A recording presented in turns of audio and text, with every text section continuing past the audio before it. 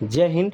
आज के टॉपिक में हम देखेंगे बिहार पुलिस स्पेशल जो कि 19,938 पोस्ट के लिए जो एग्ज़ाम डेट अगला महीना में चालू हुआ है उसका प्रैक्टिस सेट फुल टेस्ट हम 4 देखेंगे, जो कि आप इसका पीडीएफ भी डिस्क्रिप्शन से प्राप्त कर सकते हैं। लिंक डिस्क्रिप्शन में दिया रहेगा। और ये क्वेश्चन जो आज का टॉपिक में एकदम सिलेक्टेड क्वेश्चन लिया गया है, यहाँ से एग्जाम में डायरेक्टली 2 या 3 क्वेश्चन जरूर पूछा जाएगा। और अपना कमेंट स्कोर जरूर कमेंट में करें कितना किसका सही हुआ। चलिए तो स्टार्ट करते हैं आज का फर्स्ट टॉपिक से, और बिना देरी के और हर क्वेश्चन का आंसर का उसका एनालिसिस जरूर किया जाएगा। चलिए तो स्टार्ट करते हैं। आज का फर्स्ट क्वेश्चन है, यहाँ पे समझने की कोशिश करेंगे कि केवल पागलखाने के बाहर खड़े पागल लोग ही आज़ादी की बात कर और सोच सकते हैं, ये किसने कहा था।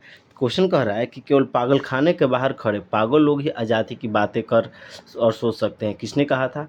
तो ये गोपाल कृष्ण गोखले का ही कथन था। केवल पागलखाने के बाहर पागल लोग ही आज़ादी के बाद और सोच सकते हैं, नहीं, ये इस संदर्भ में किसने कहा था, गोपाल कृष्ण गोखले ने कहा था। ध्यान रखिएगा। इसमें देखते हैं यहाँ पे 1907 के सूरत अधिवेशन में कांग्रेस का विभाजन होने के बाद नरम दल का नेतृत्व गोपाल कृष्ण गोखले ने किया था। गरम दल के नेताओं द्वारा स्वराज के विचार बल देने पर गोपाल कृष्ण गोखले ने उपयुक्त कथन को कहा था। ध्यान रखिएगा।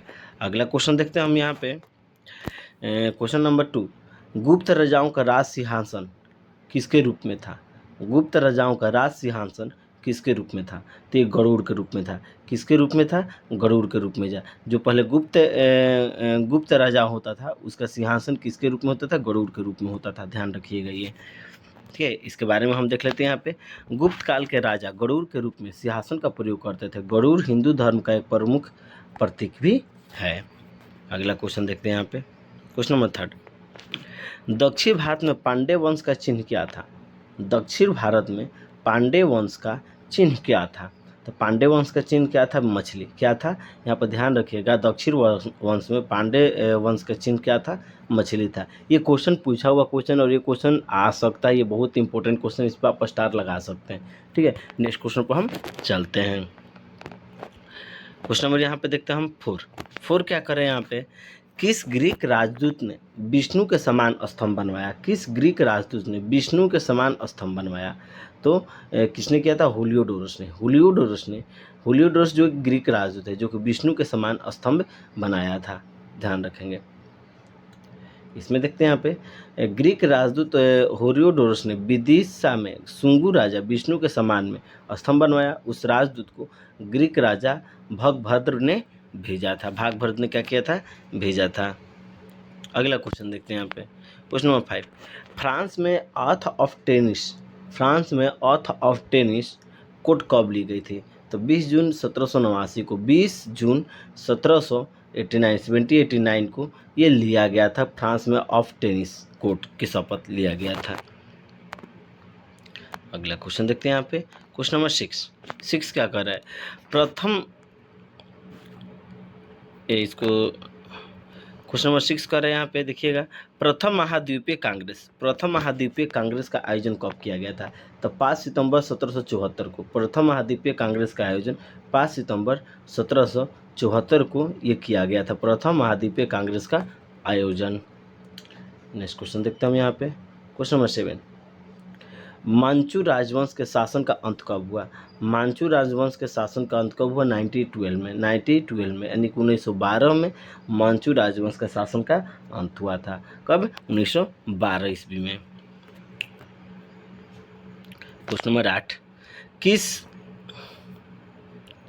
किस प्रसिद्ध यूनानी कवि का कहना था कि खूब पियो जाड़े में शीत दूर करने के लिए और गर्मी में प्यास बुझाने के लिए।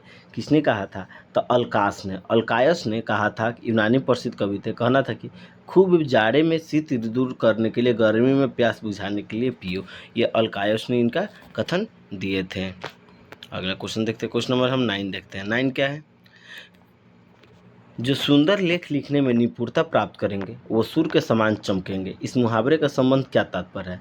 करे कि जो सुंदर लेख लिखने का निपुणता प्राप्त करेंगे वो सूर्य के समान चमकेंगे। इस मुहावरे का संबंध क्या है, तो किससे है, मेसोपोटामिया से। किससे है, ये मेसोपोटामिया से ये संबंध रखा जाता है, ठीक है। दिया यहाँ पे कि जो सुंदर, यहाँ पे लिखा गया कि जो सुंदर लिखने में निपुणता प्राप्त करेंगे निपुणता प्राप्त करेंगे, सूर्य के समान चमकेंगे। इस मुहावरे में संबंध मेसोपोटामिया सभ्यता से लिया गया है ये। अगला क्वेश्चन देखते हैं, क्वेश्चन नंबर 10। क्वेश्चन नंबर यहाँ पे हम 10 देखेंगे। 10 में क्या है यहाँ पे, निम्नलिखित में से कौन सा काल पूरा पाषाण युग से संबंधित है, बताना है। तो कौन सा काल है, इसका आंसर मध्य पाषाण काल में हो गया, पूरा पाषाण काल में। ठीक है, क्वेश्चन नंबर 11 देखते हैं। 11 क्या है यहाँ पे,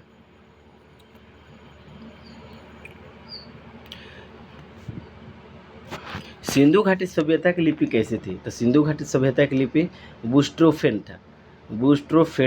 था सिंधु घाटी सभ्यता की लिपि। अब इसके बारे में हम यहाँ पे जानेंगे। ठीक है, देखते हैं। सिंधु लिपियों का आमतौर पर बूस्ट्रोफेडन लिपि के रूप में वर्णित किया जाता था। इसका अर्थ प्राचीन ग्रीक में जैसे बैल मूर्ता होता था, जो वैकल्पिक दिशा में लिखने के प्राणियों को दर्शाता था। सिंधु पाठ चित्रों और प्रतीकों के साथ होते थे। तो अब तक अपठनीय है, एक पंक्ति में दाएं से बाईं और अगली पंक्ति बाएं से दाएं की बैल के मुड़ने की शैली में अंकित होते थे, जो बाद में भारतीय लिपियों से अलग है। ये मुहावरे मिट्टी के बर्तनों, औजारों, यहाँ तक कि मिट्टी के प्राचीन साइन बोर्ड पर भी पाए गए। इन लिपियों को पढ़ने से हड़प्पा का अर्थव्यवस्था, राजनीतिक संगठन, भाषा और विश्वासों के बारे में महत्वपूर्ण जानकारी भी क्या होती है, प्राप्त होती है। क्वेश्चन नंबर 12 देखते हैं। निम्नलिखित में से किस शासक में नाम से एहोल शिलालेख जुड़ा हुआ है। तो पुलकेशिन द्वितीय के शासक नाम से एहोल शिलालेखा जुड़ा हुआ है। अगला क्वेश्चन देखते हैं। घाघरा का युद्ध बाबर और किसके बीच लड़ा गया था। तो बाबर और मोहम्मद लोदी के बीच घाघरा का युद्ध लड़ा गया था। कमेंट बॉक्स में जरूर आप आंसर कीजिएगा कि घाघरा का युद्ध कब लड़ा गया था। ये तो बाबर और मोहम्मद लोदी के बीच में लड़ा गया था, लेकिन कब लड़ा गया था, इस कमेंट बॉक्स में आपका आंसर जरूर करेंगे। चलिए तो अगला क्वेश्चन देखते हैं यहाँ पे, क्वेश्चन नंबर 14। मुगल साम्राज्य के संस्थापक बाबर वंश किससे जुड़ा था। तो पैतृक पक्ष से तैमूर और मातृपक्ष से चंगेज खान से ये जुड़ा हुआ था। अगला क्वेश्चन देखते हैं यहाँ पे, क्वेश्चन नंबर 15। निम्नलिखित में से किसने इब्राहिम लोदी के खिलाफ षड्यंत्र रचकर बाबर को दिल्ली पर आक्रमण करने का आमंत्रित किया। किसने किया, सिकंदर लोदी ने किया। किसने किया, सिकंदर लोदी ने किया। देखते हैं यहाँ पे, दौलत खान लोदी इब्राहिम लोदी के शासनकाल में लाहौर का सूबेदार था। उसे पता चला कि इब्राहिम लोदी इसे इस पद से हटा सकता है, तो उन्होंने बाबर को पत्र भेजकर मदद मांगी और इब्राहिम लोदी के खिलाफ समर्थन देने वाला वादा भी पूरा किया।